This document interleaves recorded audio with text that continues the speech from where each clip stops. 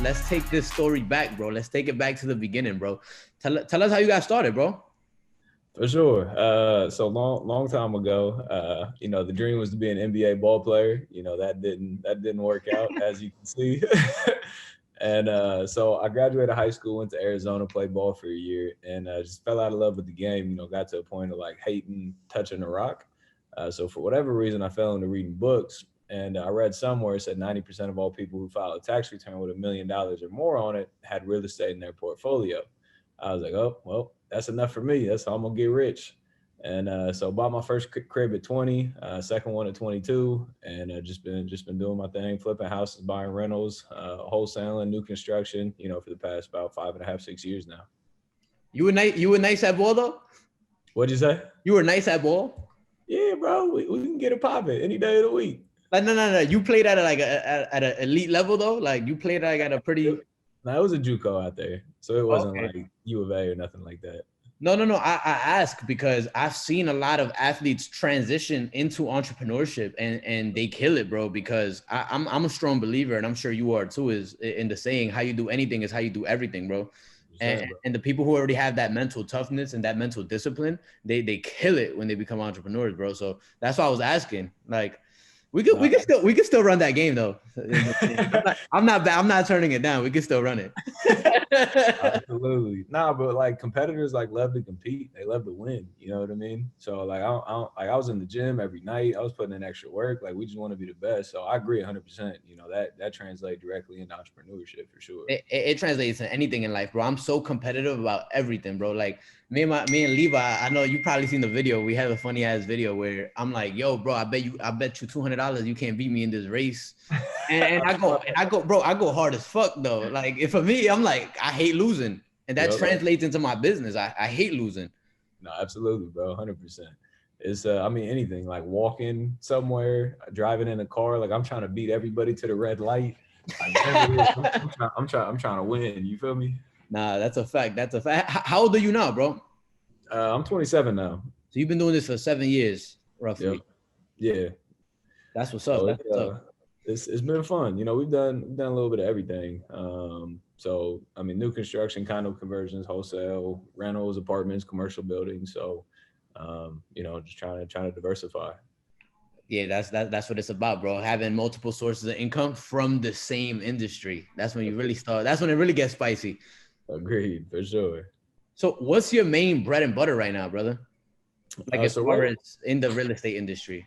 Yeah. So right now it's rental properties. So like I got started just straight up flipping houses. Like we're doing $150,000 rehabs and flipping 20, 30 houses at a time. And it was a headache. We made a ton of money, but like you're always chasing that next dollar. Flipping, wholesaling, whatever it is. Like you're always trying to get that next deal. So like I stacked a couple rentals. While I was doing that over the years. But this year, it's just been big focus on rental properties. So, I put in 42 rentals in the last like 5 months right now. Wow. That's a lot. So, yeah. So that's the main focus. 100% is just stack as many rentals as property as possible. Nice. And how about you? Right now, honestly, bro, if I had to be honest with you, man, I actually had I think it was 3. I had 3 rentals in Ohio, bro. Yeah. That I got them at a tax lien auction. Yep. And then I had a few in Detroit. And at the beginning of this year, I actually moved to Tampa. And I started I came to Tampa because I was trying to surround myself by like heavy hitters, bro. So Rafael, Javier Suarez, everybody around here. Yeah. And something that I was realizing, man, and like that's the type of person I am. I'm young, bro. I'm only 24, so I'm always looking for guidance, bro. I'm looking for what are the people who are like steps ahead of me doing, Yep. And I saw a lot of people getting rid of their single family rentals, bro. And that's when I actually ended up getting rid of my rentals. I ended up getting rid of my rentals, and I had to replace that income. So I ended up replacing it, Amazon, network marketing, just random stuff that was going to bring me residual income. For sure. And I was able to replace that income. And my main focus for the year had been wholesaling. Yep. But even now, we were able to trim the fat on that and mainly focus on joint ventures, which is dope because a lot less marketing dollars, and we could still do the same amount of volume, or as far as the same amount of net. We could still net the same amount of money. with a That's lot dope. less headaches. So that's what For I've been sure. focusing on, just using the brand to get deals. Yeah. You like on the dispo side, basically, like helping people move them and everything. Yeah, just really dispo heavy, just really I love dispo heavy. I love it. I love it. Because I know you still wholesale. Yeah, we still wholesale. I mean, we wholesale. Our first exit is rental, but if that doesn't fit the model, then it's a flip or a wholesale. Nice, bro. Nice. And when I know you've been doing this for 7 years, which is a long time. You know, most businesses don't make it past the second year, statistically speaking. So 7 years, you know, I'm a big fan in that, you know, time will either expose you or promote you. So obviously you're here on your seventh promotion right now. And what was the catalyst for you, bro? What was like the moment where your business really started taking off, where you were like, oh shit, like I'm really good at this, like I'm really doing this shit? No, absolutely. For me, it was like is when I started hiring. I was so stuck in the mindset like I couldn't afford to hire other people. I wanted my hands on everything. I wanted to keep every dollar. It's how a lot of people think. They can't afford to pay somebody 30, 40, 50 grand, whatever it is, and that's where I was for years. So about 3 years ago, I made my first hire finally. It was just an assistant. But like that hire, I paid her what, 30 grand. It probably made me, $500,000. And then the Jeez. next hire a salesperson, you pay them 100 grand, they're going to pull in quarter mil, half a mil net. So, when I started hiring and leveraging other people's time, that's kind of when the business finally blew up. How old were you when you started doing that? So the first hire was about 3 years ago. And then majority of the rest of the hires was like 2 years, a year and a half to 2 years ago. Okay, that's dope. That's dope, bro. Yeah, man, that's a major key, bro. You know, I actually read this quote that really hit me hard. It said that if you don't need help to accomplish your goal, it's not big enough. I love it. I love it. Like That's if dope, you right? if you think you can do it all on your own, you're probably not thinking big enough as far as your goals go. So I 100% agree with you on that, bro. That there's a lot of people put too much emphasis on being self-made instead of being team-made. You Yeah. know, it's like we can do so much more together with a group, with a team, with employees, with partners, whatever the case is. No, 100%. Like I always say, like each individual has a cap on their income. Yours may be a mil, mine may be half a mil, somebody else's might be 2 mil, but like an individual person has a cap to their income. And the only way to like outgrow that is by hiring other people, putting a team around you, leveraging other people's time. So I agree 100%. Like that's the only way that you can actually truly grow and get to the goals that you want to get to. Facts, facts. And are you born and raised in Ohio?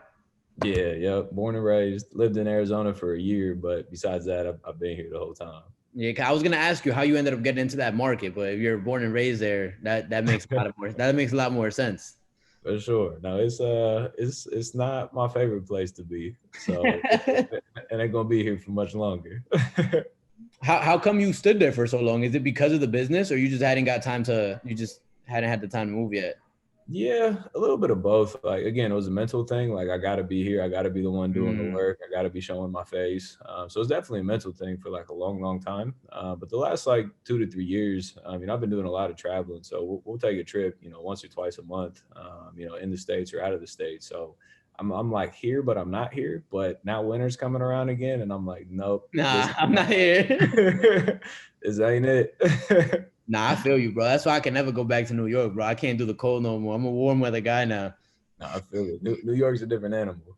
Yeah, nah, for sure, bro. I mean, it's funny something that you said, actually that I struggled with as well, and I'm sure some people listening to this might struggle with as well, is that sometimes we put those mental blocks on ourselves, bro. Like for me, it was an office. I thought I needed an office for me to be focused, bro. And here I was paying like $4 grand a month on the office, and COVID actually forced us to shut the office down. The whole office got the Rona, except for me, luckily. But the whole office got the Rona, bro. So we were like, hey, nobody come in. So nobody came in for 2 weeks, and production was still running the way it was supposed to. And I was Yep. like, well, won't you look at that? Like, won't you look at that? Like, that's crazy, you know? And somebody like me, and I'm sure like you, like we preach virtual real estate, and Yep. here we are tying ourselves to an office or a location. And I was like, damn, like that was like a really big wake up call for me. Like, yo, I don't need an office to lock in. I could lock in wherever I'm at as long as I got the discipline to do it. So Absolutely. I some mean, that's people, the big thing. That's the nah, big thing. Like Wi-Fi has changed the game, and I think COVID's definitely changed the game. But like, it comes down to the discipline, though. Like a lot of people get that freedom, and then they like take advantage of it. You know what I mean? They won't hit the phones. They won't do the work. They won't do whatever it takes to get there. So you definitely got to be disciplined. But as long as you got Wi-Fi, you can do that from anywhere. You know what I mean? facts. There's a mentor of mine always said, like, are you building your life around your business, or are you building your business around your life? How do you really want to live? Do you want to be That's a tied to an bar. That's office? a bar, Yeah. bro. Write that So down. like, Write that down. I'm dead ass. I'm Write that shit gonna see it down. on IG here in a couple Dead ass. hours. You gonna see it in a few hours, bro. On a caption. No, but that's real. Like, you got to build the lifestyle that you want, and like, if you don't want to be tied to an office, build a business where you don't got to be tied there. So nah, I feel you 100%.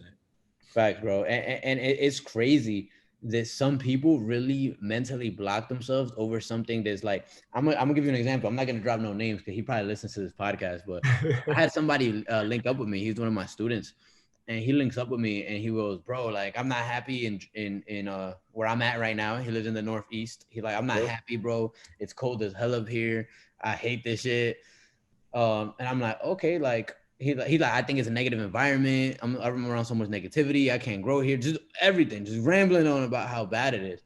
And I'm like, Yeah. how much do you pay rent in Jersey? He was like two grand for like a 2-bedroom. I'm like, okay. I'm like, a 2-bedroom in Tampa, some nice shit in a gated community, like where I was living. I'm like, you could probably get something decent for 1,500. He was like, damn. So what am I supposed to just move? I'm like, Yeah. I mean, you're saying it's negative, right? I'm like, does your business require you to be here? He's like, no. And like he thought he answered all his own questions, and in his head he was going through it, and he was like, damn, you're right. And a week later he moved to Tampa. It's a mental barrier. I mean, but like, a lot of people struggle with that. But I mean, you just got to ask yourself the right questions, like you just said. If it ain't the right fit, if it's negativity, people don't understand the power, like the people you put yourself around, and negative people in your life, like that really like destroys your life. It destroys your drive. Like, it can keep you locked up forever. And people really don't understand the power. Like, I purposely go to like high-end steakhouses to put myself around people with money. I go to country clubs, put myself around people with money. I go to masterminds, put myself people around with money. Like, you can't go like to the knockoff bar because it's got half off drinks, because that's not gonna get you to where you want to go. It's funny that you say that, bro, because that's actually something that you had said at one of my events. Not the event. I mean, I'm sorry. The webinar. Yeah. That I did a lot when I was starting up, bro. Because I started off fixing and flipping as well. I didn't even know about wholesaling. I started off fixing and flipping in Detroit, so not too far from Ohio, actually. Yep. And I used to go to the Biltmore. Yep. In Los Angeles. I'd go to the Biltmore, and I didn't even stay there. I didn't even have a room there. I would just drink at the bar. But everyone who stayed there can clearly afford to spend $600, $700 a night. And I would just rub shoulders with those people. Oh, what do you do? I'm a real estate investor. Oh, really? Yeah, I flip houses in Detroit with other people's money. Oh, tell me more about that. Boom, conversation. So when you were saying that in the webinar that we did, I thought it was dope. I'm like, bro, that's literally what I did, bro. Like, I'd purposely go drink at the night. I didn't even stay there, bro. That's the funniest part. Like, I didn't even stay at those hotels. People are, oh, I can't afford to stay there. But you can afford to have a drink. You can afford to have a drink there. They don't ask you if you have a room there. And if you can't afford to have a drink, go there and get water. Like, yeah, not for real, bro. Put yourself in proximity to it. 100%, bro. 100%. Nah, one thing I actually want to talk about, bro, because I think it's actually pretty dope. I think it's actually a pretty dope story. The way me and you met, too many people out here are focused on competing against each other, bro, instead of collabing.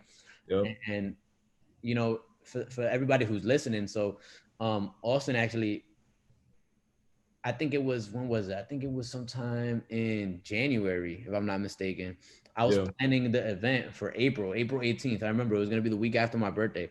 Yep. And I was going to have this big event in AZ. It was going to go nuts. And I know you hit me up. You were like, yo, bro, like, do you want to collab on something? And I didn't even know you at the time. You didn't know me. And I was like, hell yeah, bro. Like literally like, yeah, fuck it, let's do it.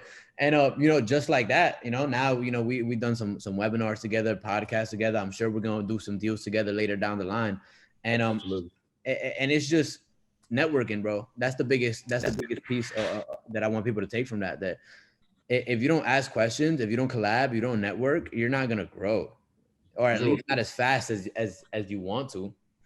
Closed mouths don't get fed, bro. Like we're in the world of social media. Like you gotta like go out there and connect with people. That's literally what social media is there for. You know, you like I don't get on social unless I'm networking or trying to make money. Period. Like there's no point in social media otherwise. You know what I mean? And a lot of people just sit there and they're using it for the wrong reasons and sitting there and scrolling through and laughing and and like that's not what social media is for. Like follow mentors, follow people you want to learn from, reach out to people so you can get put on game. You know what I mean? Yeah, it's a tool. It's a tool. Most importantly, that's the biggest key. I've raised, bro. I've raised hundreds of thousands of dollars on social media for flips, bro. And that's 100%. even before I was lit. You know, like that was just me telling people what I did, bro. Yeah. No, so I had a deal that was getting funded tomorrow. Well, I had a deal that was I I had a deal that was getting funded tomorrow today, and yesterday I had somebody landed 100 grand, somebody landed 50 grand, and the $50,000 pulled out like 2 hours before it was supposed to get funded, and I was like, oh shit. So I posted on social media. I was like, yo, I got this opportunity. You know, who wants it? And I ended up meeting somebody for the first time from an Instagram direct message. And jumping on a phone call, she wired 50 grand this morning to fund the deal. Like that's the power of creating relationships on social media. You know what I mean? I love it. Yeah. So I 100% agree, bro. It's how you use it. If I was over here just posting pictures for the fuck of it, that's probably not going to get me anything, you know, but I'm actually looking to network with high level individuals, provide value. And a way like Gary Vee said it, bro. I read this Gary Vee book. I didn't finish it. I'll be honest. I don't even remember the name. But there's one thing I did get from it, and it was the fact that he kind of used the reference of social media as an extended dinner table. How back in the day, if you wanted to tell people what you did, you'd have to be face to face with them at a dinner table. Like, yo, this is what I do. And social media at the concept of an extended dinner table is crazy, bro, because right now I could FaceTime somebody from fucking Argentina. Right now, FaceTime them. I don't got to go to the store and buy a phone card. I don't got to book a flight. We can have a meeting right there, face to face, right now. You couldn't have done this 10 years ago. That didn't exist. Bro, never. Like you can tap thousands and thousands of people in like a matter of like 10 seconds. Post something on Instagram. Like if you need something, I see you post it all the time. Like if I ever need anything done that I don't know how to do it, I'm like, yo, how do you do this on Excel? Boom, somebody messages me and the problem solved. Like you literally, it's a tool. You know what I mean? So like you do it all the time. It's value, value, value, value, value, value. You just gotta give people as much as they want. A lot of people ask me like, why do you give away so much? Why do you like teach so much for free? Because it's value. Like it always comes back in return somehow, some way. You know, there's not an immediate ROI on it, but like it always comes back. Get like Gary Vee says, what do he say? Right, jab, jab, jab, jab, jab, right hook. Yeah. Nah, I agree with that, bro. Because you know, I recently dropped a course, and I know you dropped the course not too long ago as well. You know, to put people on game, and it's crazy because my course blew up. I know yours did too. I know you was doing numbers, but a big part of that is because of the free value we gave. 100%, People bro. were like, "Yo, I know this dude is really doing it because I've seen him do it for free for years." For real. Yeah, so that's a big part of it. But that's the thing, like you've been posting for what, years, right? Giving so much value, value, value, value, and then you give an opportunity for somebody to learn more. You pop off like a lot of money because you've given so much free content, and people don't understand the power of that. No, that's a fact, bro. That's a fact. What's what's one of the things that helped you when you was getting started? Like, what's one of the resources, whether it had been a course, a book, a YouTube video, what's one of the things that helped you when you were first getting rocking? Yeah, so I believe in mentors a lot. You know, masterminds, mentorships. You know, if somebody's in a position that you want to get into, like that's the easiest way to crack the code. Like you don't got to recreate the wheel; just copy somebody's business and implement it into your own. So for me, you know, when I first started way back, you know, I'm sure you heard about it. It's called Fortune Builders. Mm. Um, But that was like when I was 21. I bought into the Fortune Builders program, and it kind of got me going in real estate. It didn't teach me, how to scale, 7 figures and all that stuff. Yeah. But it was enough to get me into the game, make some money, and then move on from there. So that's something that was good for me. And then books, like you're reading, like you can never outgrow yourself. So if you're never working on yourself, you can never outgrow it. I never read books in high school, but now I read books every day because that's where you actually learn things. So yeah, reading and mentorships have been huge. I know. Which one you pay for the Fortune Builder? The expensive one. Yeah, I got the expensive one. I got started similarly, bro. It's funny. I got started with I got started with a different one. It was same price point. I don't like to say the name, but he was pretty big back in the day, bro. I got you. Pretty big. The dude from San Antonio, really big.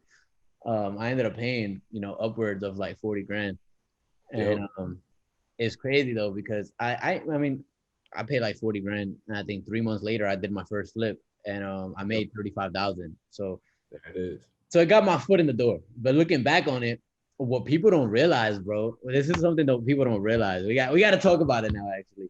That nowadays, bro, it's so much easier, bro, because 3-4 years ago, if you wanted to learn something from somebody, bro, they were charging you 15 grand off the top minimum, bro. Yep. Right? Like you'd go to a free event, and then they'd be like, all right, so which one you want? 15,000 or 60,000? For real. The 15 was like the low end. Yeah, and it wasn't even somebody you'd speak to directly. No. Ever, bro. Ever. You wouldn't even see them directly. They assign you some coach, and like that's how people were learning before, bro. Either that or they knew somebody who was doing it. And then you fast forward 3, 4, 5 years, and now there's so many people who are really doing it, teaching at an affordable price. And I think that's dope, bro. And I think people are really sleep on those opportunities. 100%, bro. I'm sure you get it all the time. I don't know what you dropped your course at. When I dropped mine, it was under $1,000. And like, if I could go back and start this game with less than $1,000, you know how much easier life would have been?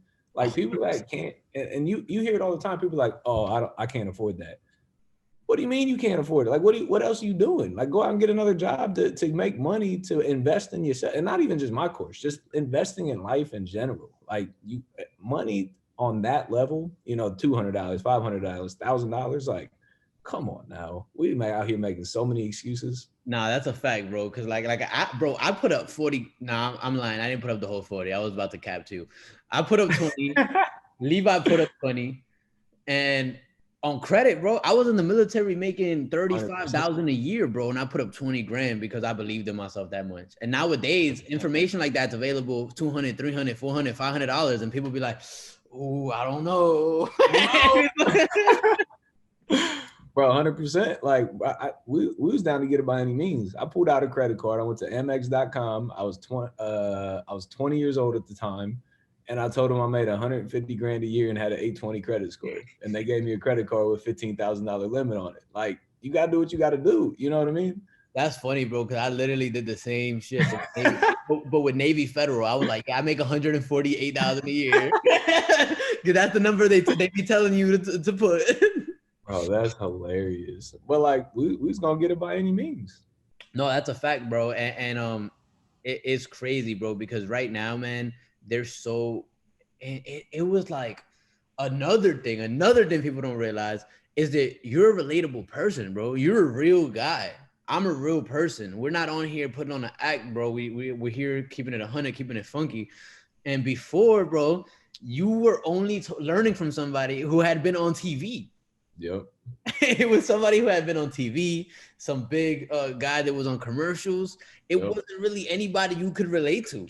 100%. And you never even talked to those people. And you never even spoke directly to them. That's the craziest part to me, bro. The people don't understand the value of it. And that's why I had my first mentorship was like 40 grand to somebody I never spoke to directly. And so fast forward 2 years from there, when I got offered another mentorship from somebody, from my mentor now, and it was 25 grand, and I was at dinner with him, I was like, no question. Write the check. Yeah, literally. I'm like, yeah, no question, bro. And because I knew what it was like. And I think if more people knew how hard it was to get your foot in the door before, they'd really hop on opportunities ASAP right now, bro. 100%, bro. 100%. It's the world we live in now. Everything's literally at your fingertips.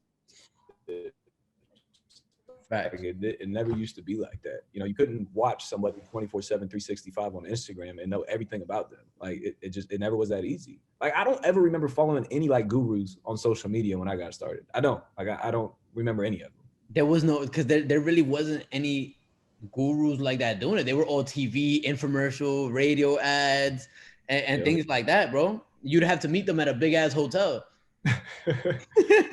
It's different. There's opportunity everywhere right now. No, that's a fact, bro. That's a fact. And I know one of the courses, bro, I actually meant to buy it recently, bro. I know one of the things you really preach heavy about is using OPM, bro. Yep. Using OPM. Money. Is that how you got your first house? Yeah. So first crib was a $70,000 purchase and $170,000 rehab. It's one of the biggest rehabs to date, and I bought that when I was 21. So I raised $250,000. At 21. Yeah, 21, 100% privately funded at 12% and 2 points. So like I always hear people like, well, I don't have experience. I'm not old enough. Nobody will trust me. Like, come on now, that's cap. Like as long as you know what you're talking about and you understand and you can communicate that to whoever you're giving the opportunity to, like there's money out there all day, every day, as long as the deal makes sense. That's the other caveat. The deal's got to be a good deal. 100%. And you have to have enough belief in yourself, most important. For sure. Because I'll be honest, when I started, I was 21 as well, raising capital. Yep. And people buy into leaders and people buy into visions more. Yep. I think people buy into leaders and visions more than they buy into the deal. 100%. Honestly, it has to make sense. But whoever gave you money when you first started, they believed in you. Yep. They're like, damn, this dude knows what he's talking about. He presents himself well. He's not gonna lose. Let's do it. 100%, bro. People do business with people they like. Like exactly. You have to know. Like, so I got asked a question way back when I was trying to raise money, and it was they're like, what if I give you the money and then you walk outside and get hit by a truck and die? And I sat there and I was like, I don't know. I didn't get the money because I didn't have an answer. Now I have an answer for that. So like, as long as you are you're educated and you know how to relay that and can build confidence in someone that they believe that you actually know what you're talking about, like you can do whatever you want, real estate. That's a fact, because the more you educate yourself, the more confidence you build in yourself, and the more confidence you build in yourself, the more confidence you project to other people, bro. That's what people don't realize. And that's why when people are like, "Oh no, I can't do that because of this," when I can't do that because of that, I'm not sure about doing this. What you're telling me is you don't believe in yourself. 100%. That's literally what you're screaming. Yo, I don't believe I can do this. Yo, that's too hard for me to do. I heard a quote this morning. Where is it? It said,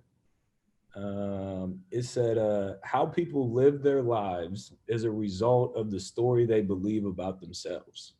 If you don't believe in yourself, like you ain't never gonna make it. Write that one down too, bro. You about to see my captions for the next 3 days. Nah, but I mean, you said it 100%. Like, no, I'm not. If you come to me shaking and don't even know how to present a deal, like, why in the world would I lend you money? Like, you got to come. Yeah, hell yeah. There's all the numbers, like everything, to even have a shot at getting money. You know what I mean? No, that's a fact, bro. That's a fact. And I'm sure now it's almost like you turn money away to this point because you've been doing this for so long. You're so confident in the process that it's like, yo, I don't even need your money right now at some point. Yeah, and at the beginning, like you're trying to get it by any means. So like somebody gives you terms, you're like, bet, I'll pay whatever. But then like once you get, again, more confident in it and you build more and more relationships, you're like, yo, I'll take the money, but here's the terms. And if they don't want the terms, like it's on to the next. You know what I mean? Yeah, and it goes back to thinking about the long game too, because maybe the terms on your first deal aren't the best. Yeah. But the power that comes behind doing that first deal is going to get you the terms that you want on the second deal. 100%. People complain all the time, like, well, they want 50% equity. Give them 50% equity.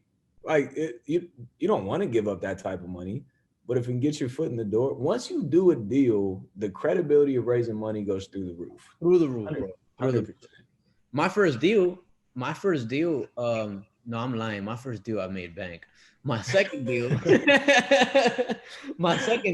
I didn't really make that much money, bro, because the person who lent me money, I didn't want to use hard money. So I used all private money, and we went 50-50. And I walked away with maybe 15 grand after 3 months, which was kind of whack.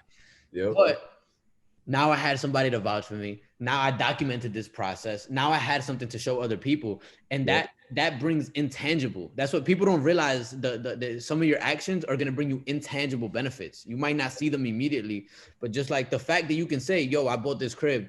I did this flip." People are already like, "Oh shit, how'd you do that?" It raises credibility. Is something that's intangible, but it's there. 100%. 100%. Get it by any means. I mean, don't give up like 99% of the deal. Oh, nah, hell no. But like, if you got to give up 50-50, like, it is what it is. Do it one deal. Like you said, document it, learn from it, and then use that as a case study for everything going forward. Facts, bro. Facts. And is that how you're doing your deals, right? Your rental properties, you're doing private money? Yeah, so kind of. So we're doing the burst strategy. So we're taking it down private, renovating it with private money, and then taking it to a bank and cashing out. So our goal on rentals is to be all in for no money. So on the refi, get all of our money back, and then we want to cash flow $400 a door. So that's kind of our strategy with the rentals right now. $400 a door. Yep. Let me do some quick math real quick. I know you said in the last 5 months you done went up. How much? You said 25? I got 60 doors right now. 60 doors, 400. That's good. That's good. That's good. I like that. It's starting. I mean, it's a long game. Like you don't get paid like crazy today, but like I just look at it like 20 years from now. You know, you own $100 million in real estate. You own it all free and clear at that point. You making 300, 400, 500 grand a month. You got 100 mil tied to your net worth. Like, it's not a bad day. Yeah, no, for sure, bro. It is a long game, and I'll admit, bro. For me personally, me being young sometimes, bro, I'm like I want to get paid now. Yep. And I know I have to switch my mindset on that, because like let's be honest, bro. Sometimes single family just doesn't sound sexy, bro. Yep. Saying, yo, I'm gonna make $400 a month, that doesn't sound sexy, bro. Agreed. You probably spend that on dinner sometimes, bro. For sure. But that times 60 is when you're like, all right, nah, that's fire. That's it. That's good. And I know me personally, I have to shift my mind from things like that. I'm just looking at things that get me paid now. But so back to one other thing you said. You said you liquidated your rental properties, and to me personally, I don't see anything wrong with that. You can make businesses passive income as well. Like everyone that goes to rentals, like, hey, rentals is how you get residual income. Businesses can be residual when you outsource it and hire the right team members. So like, as long as you're creating something that's residual, like that's all that matters. You know what I mean? Even if like young kids, like, well, I can't buy, a duplex. I'm 19. Okay, cool. Go create a business that pays you every month and you're set. No, that's a fact, bro. I was able to replace all my passive income and then some, bro. So right now I'm getting close to in passive. I get disability from the Marine Corps, I ain't gonna lie. So that's already 3 grand. 33. Amazon is like another 6, so it's like 9. Yep. I was doing some network marketing. It was fun. It was like a little hobby. I had another 5 from there though, passive residual. It is. And I just completely replaced my passive income with things that I was good at. You know what I'm saying? Because like the whole rental, I'm not saying I'm not good at it, but I just know I'm not the most patient person in the world. Absolutely. But I will say this though, bro. I do think that there's gonna be very, very good buying opportunities here within the next few 8 to 12 months, in my opinion. Q3, Q4 next year. I'm with you. Yeah, so I am building up some cash reserves for that, because when the price is right, $400 might sound right when the price is right for what you bought it for, Agreed. And with that, so cash is king. We all know that, but having access to private money is the equivalent. So like, there's something I always say, like, dig your well before you're thirsty. We all know something's coming. You know what I mean? So start building those relationships, start having those conversations now, even if you don't have a deal right now, even if you've never done a deal, like build those relationships, have those conversations. So when this thing pops off, you can pick up the phone and tap into 100 grand, 500 grand, $1 million to go out here and buy, rental properties or apartment buildings. So, everyone always wants to like, all right, I got a deal. Where do I get the money from? You want to have access to those people well before you ever get a deal. No, that's a fact, bro. And it comes down to marketing yourself, bro. Everybody, I feel like some people are embarrassed to talk about their business, or they're afraid of what people will say. Fuck that, bro. They're not paying your bills, bro. Whenever I need to raise capital for something, bro, I go down through every single person on my phone list, bro. Hey, this is what I'm working on right now. Let me know if it's something you'd be able to rock with. Like, what's up? Let's talk. 100%. Anytime I save a contact in my phone and I think that they have money, I put a PML at the end, private money lender, PML. So when I'm going to raise money, I just type in PML and I just hit everybody up. I love it. I love it. That's how it should be, bro. That's how it should be. Dig you well before you're thirsty. So what's something you're working on right now, bro, as far as like projects go? I know you've been doing the fuck. I don't know. I don't even know what to call them, bro. I was gonna say the vacations, but they're not vacations. It's Elevate. It's the vacation masterminds. So like we'll fly out, 50, 60 people, fly into a new country, talk real estate, talk business in general, and just learn from one another. So that's been awesome. We got our second one coming up in February.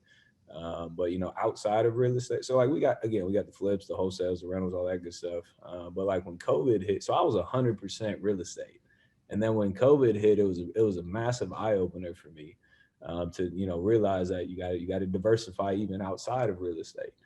So I started putting a bunch of money into other places. So I got a couple e-com stores. I put money in stocks and forex, and crypto. I started a data company that's growing like at 50 times the pace that real estate ever grew at. So it's diversifying into other business models. I think, you know how you said, because I read a very similar book when I got started, and I literally took the same thing from it. I read this random ass book before I got started, and it said 90% of millionaires were created through real estate. And I was like, okay, bet. I didn't know anything about real estate, but that's all I needed to know. Yep. But I think I want to talk about this point that you said, how the data company grew so fast. I see the same shit going on right now. Yep. That data, technology, anything that has to do with technology, bro. I think in the very near future, bro, that might really pass up who makes most money, bro. No question. No question. There'll be more billionaires made from the internet than there ever was in real estate, ever. Yeah, bro, it's crazy. And I remember when COVID first started hitting, bro, when nobody really knew what was going on, when like the NBA got canceled, and we were like, oh shit, this is real. It's like, I remember we were having those conversations, bro, where you were like, yo, what do you think about Forex? What do you think about the stocks? And boom, boom, boom. And it's dope that you actually took action on a lot of those things. Cause so did I. I got I invested about 50 grand into a Forex fund that's doing amazing, bro. I remember you hit me on that. Yeah. And then I got some e-com stores as well. The trucking is literally finally getting off the ground here the next 2 weeks. I'm actually moving to Atlanta for a month and a half to get the trucks up and running. I love it. But it's dope, bro, because once you have that one vehicle that provides you income, once you have that cash cow, the goal is to be able to diversify, bro, because you might realize that, oh shit, I'm really good at this other thing, and it brings me a lot more money than this did. And now you have two cash cows. 100%. So like real estate, like it's hard.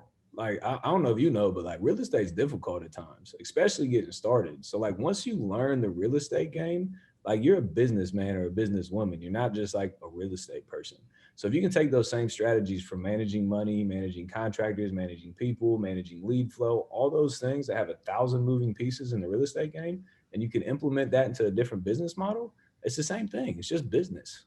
Exactly, bro. Being able to understand it from a perspective of a businessman is very important. That's something I learned from two people, actually. One, my mentor, Raphael, he quit wholesaling and moved into e-com just like that and took off. And, I chill with him all the time. And I seen him get involved in so many different businesses and that are successful because he understands business, what the right people should be like and what seats they should be sitting in, right? And then another thing, I was listening to this interview. I forgot what his name was, bro. He's on Shark Tank. Not Kevin O'Leary, not Mark Cuban, the one with the weird name. I don't know who it is. But there was an interview where he was like, his first company, his first big company, he was selling it for 200 million to AT&T. Yep. And then the day before his he was gonna sell it, he called the CEO of AT&T and he goes, "Hey dog, I'm not selling no more." And us doing real estate, we know how that feels. So I'm through the AT&T was probably like, "What the fuck are you talking about? You're not selling no more." So he said the dude was like, he said that was the reaction he expected, which that's probably a reaction I would have gave. But the CEO of AT&T, businessman, right, straight up black and white numbers, he was like, "Why not? Why aren't you selling it?" And the dude was like, "You know what, man? That's my baby." He said, the CEO was like, "No, it's not. That's not your baby. What you have at home is your baby. Your family, that's your baby, right? This is the vehicle that lets you have that. Now, if you think that you can go back, put some systems and process and key personnel in place to raise revenue and sell it for more money, cool, understood, completely understand. But if you think we're making you a fair offer based on what you have now, that's not your baby." He said having that conversation really changed his perspective. He sold that company, and that's when he started investing into private companies because he understood it from a business standpoint. This is not my baby. I'm here because I can provide value here, and blow this shit up. And even listening to that interview, I was like, damn, these motherfuckers spitting. No, absolutely. Like if you could be the one behind the scenes just pulling the strings, like you don't got to be the one in the field, you know, hitting the streets, swinging the hammers, whatever business it is. Like if you can be behind just pulling strings and placing people in the right seats, like that's business. Like that's how you create true wealth and you know, set your family up forever. Nah, that's a fact, bro. That's a fact, bro. That's a bar right there. I'm not gonna write that one down. That's a bar right there. You taking all my stuff. No, but fact, you're gonna have to tell me when you're posting so I don't post it. That's funny. Man, so let me ask you this, bro. I know I don't want to hold you up too long, my brother. I know you a pretty busy guy, bro. Oh, we good. But let me ask you something, bro. If you could go back in time, bro, and give 18-year-old Austin some advice, bro, what would you tell yourself, bro? I wrote a letter to myself 10 years ago. And yeah, so the advice I would tell myself 10 years ago, you know, I used to care a lot about like what people thought about me. So I wouldn't really be me. So that's definitely one thing, you know, F everybody around you, because like a lot of people ain't even gonna be here, you know, at the next level. Not everybody, but some people. So, you know, yeah. So not worry about people's, you know, opinions about you. Be okay with saying no. You know, I was the one that was like, just do anything for anybody at all times, even if it hurt myself. But you got to realize like you don't have all the time in the world to give to everybody. You know, saying no is saying yes to yourself. So being comfortable with the word no, that's another one. And then you know, the single highest paid skill in the world is sales. If you can sell somebody something, like you're good. So definitely, you know, wish I would have locked in on the sales side. Yeah, that's what I got right now. That's funny, bro. You really had that letter just hanging. I was not expecting. I thought you was pulling down a picture of yourself when you were 18. I was like, oh, this is over. You pulled out a whole letter. That's funny. So I just read the last sentence on here. So the last thing says, like, you know, we grow up, you know, work hard, go to school, go to college, get a good job, work your way through the corporate world, work, and then retire. So I never knew like it was possible to make $100,000 a year passively, or $1 million a year passively, or $10 million a year passively. Like I was so stuck in the grind in the day to day, like I didn't even know it was possible. So opening up your mind to, like you said, like creating a life around work or work around life, you don't need an office. If you're doing it virtual, like why do you have to be tied down to something?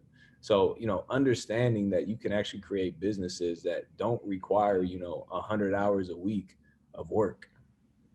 Facts, bro.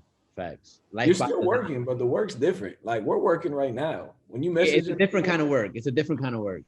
We're working with this, not with We're working with our minds instead of our bodies and time. 100%, bro. 100%. What would you tell yourself 10 years ago? Man, honestly, bro. Where's the letter? No, I'm playing. Nah, I be thinking about. You know, it's funny. I was actually thinking about doing something like that. I read it in a book. I think it was like Motivation Manifesto or some weird shit like that. Yeah. They said to do that. Where'd you get that idea from? One of my mentors. Oh, that's dope. Honestly, bro, my thing, I would have told myself, man, not to have what is it? What do people call it? Shiny spoon syndrome or something? Yep, Shiny object syndrome or something like shiny that. object. Shiny object. And because if I had started with one thing and stuck to it when I did start being entrepreneur minded, I would have made money regardless. Yep. Right? Because I started with stocks at 19 years old. I remember I sat through this class. I remember the dude's name and everything, Mr. Williams. I was on a military base. I didn't want to go to work. So I ended up signing up to this financial class. I didn't even care about learning the information. And then I go and bro, dude was actually the financial advisor to the whole Marine Corps. Wow. Millionaire, bro. Multi-millionaire. Yeah. Pulled up his stock portfolio. And then he did a little exercise with me, talking about passive income and about compounding. And he was like, even at saving $300 a month, compounded the right way, you could be up $5 million by the time you retire. And I was like, I remember seeing like the world around me just change, bro. Like it felt like the Matrix, bro. Like I was seeing real life now. And so I had like 10 grand saved up, and I bought a bunch of Tesla stocks, bro.